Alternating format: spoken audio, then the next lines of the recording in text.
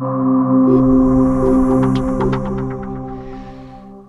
it's Kit Allowitz with another video segment from the Leadership Journey. In a moment, I'll be introducing Mike Cook.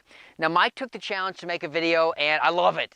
He poked a little fun at me, living here in Utah versus he living in beautiful Ohio. But Mike is going to talk about his experience with institutionalization in terms of the functional groups. We're still on the journey, inviting all of us to meet as functional groups, cross-functional groups, cross-hierarchical groups. There's great wisdom.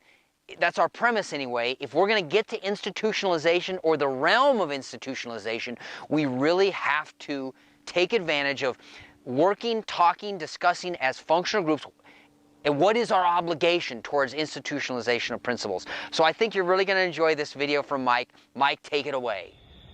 Hello from Cleveland, Ohio. Mike Cook here. I did not have time to go find a storage facility or a dirt pile or a majestic mountain. Certainly we don't have any of those in Cleveland anyway.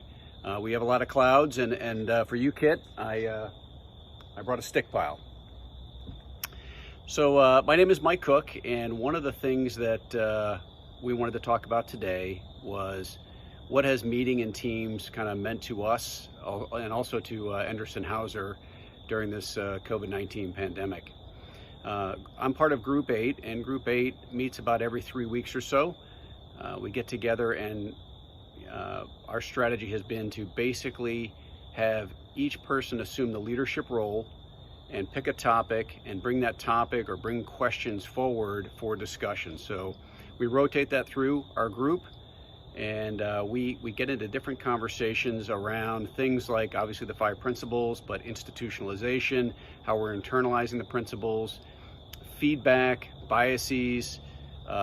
We got into topics such as motivation.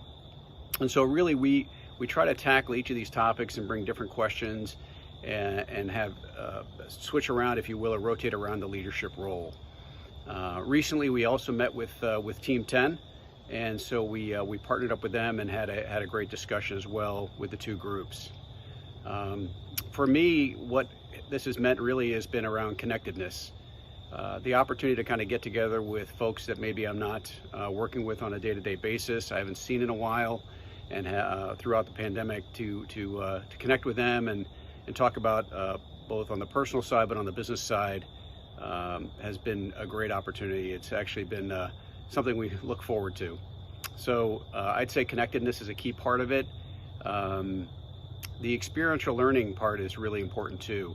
One of the things that everybody gets into is how are they applying the principles, how they're internalizing them, how they're institutionalizing them, how they're making them work, or how they're catching themselves, even if they're catching themselves after the fact with respect to violating a principle, they're at least catching it. And we talk about that and we go through that process. So I think what it's meant for folks as well as for Anderson Hauser is that we are talking about the principles. We're talking about the applicability of the principles in our jobs, in our teams, talking about how we're crossing silos, where we're violating the principles.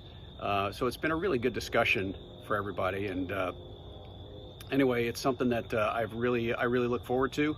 And we have some great discussions. We will continue throughout the fall and winter. And yeah, I think it's had a great impact on everybody getting together and just keeping in touch and seeing how those principles are being used in our day-to-day lives. Thanks, Kit. This is for you, Team 10.